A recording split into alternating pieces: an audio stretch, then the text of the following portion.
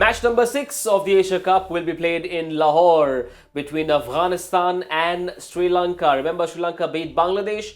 Bangladesh beat Afghanistan. A lot rests on this match, especially for Afghanistan. It's slightly confusing. I'll let Joy explain it to you. Okay, simple one. Basically, Sri Lanka won the first match against Bangladesh very comprehensively. But what Bangladesh has done is Bangladesh have beaten Afghanistan so comprehensively that they are now safe no matter what happens. So they are basically, let's look at the three scenarios. If Sri Lanka wins, obviously Sri Lanka go through as the toppers in the group. If Sri Lanka loses, if they lose by a very large margin and Afghanistan beat them by a very large margin, then Afghanistan and Bangladesh go through. On the other hand, if it's a narrow win and the margin of victory is not that much, then Sri Lanka and Bangladesh qualify. So Afghanistan to qualify have to win it by a very, very big margin. I think if you're scoring 350, they have to dismiss them 53 runs before. So that's the kind of margins we are talking about. Afghanistan, yep. Now we all know what that NRR equation will be. We shall tell you all that in a lot of detail at 2:30 p.m. tomorrow, just half hour before the first ball is bowled. DK, Afghanistan need runs to come through. Zadran did well in that last game. Shahidi, the captain, contributed as well with 54 runs. But the batting perhaps needs a change. If yes, what would that change be for you? Let's pull up that Afghanistan squad graphic and let's get DK to tell us what change he'd make to this lineup.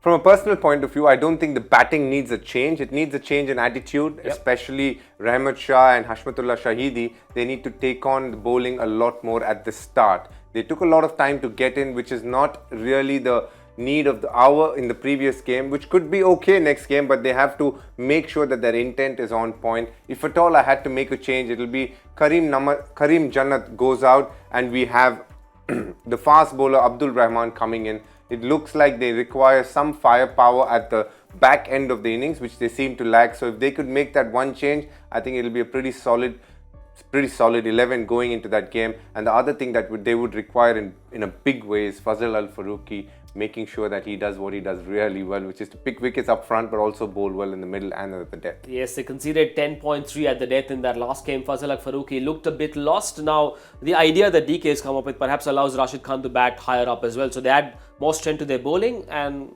I suppose that gives them a little bit a better balance. Yeah, they have to, because remember, just a win is not enough for them. Yeah.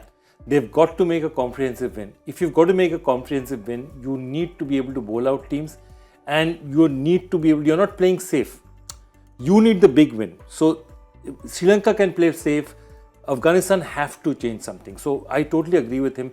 Get that extra bowler in. Hope that Fazal Farooqi gives them a little bit more. And tell your batsmen that anyway 7 batsmen have to do it. If not, Rashid Khan comes in at 8 and give the ball an almighty whack. That's the only way to do it. They have to take chances. Sri Lanka have meanwhile won 11 consecutive one-day internationals. Relatively better place as compared to Afghanistan. How about we pull up their squad graphic to see if our experts want to recommend any changes. Runs from the top wouldn't be too bad, Joy.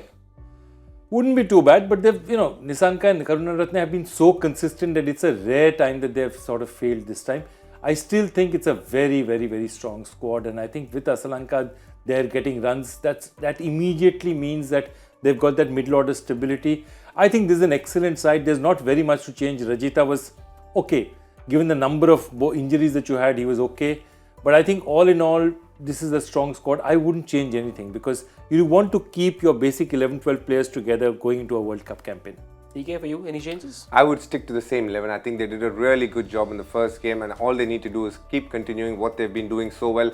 Yes, they would miss a Hasaranga throughout this tournament, but it also gives an opportunity for the youngster to come in and do well. Overall, it's a very solid team. They're still finding their feet, especially the Patiranas are finding their feet in ODI cricket. He's a very proven T20 bowler. At least last season in IPL he did well. Here is another opportunity at the world stage for him to showcase his skills. Last game he was a man of the match. This game shouldn't be any different in terms of how well he executes his skill. So I don't see Sri Lanka having too much of a trouble if they go with the same method that they've been following.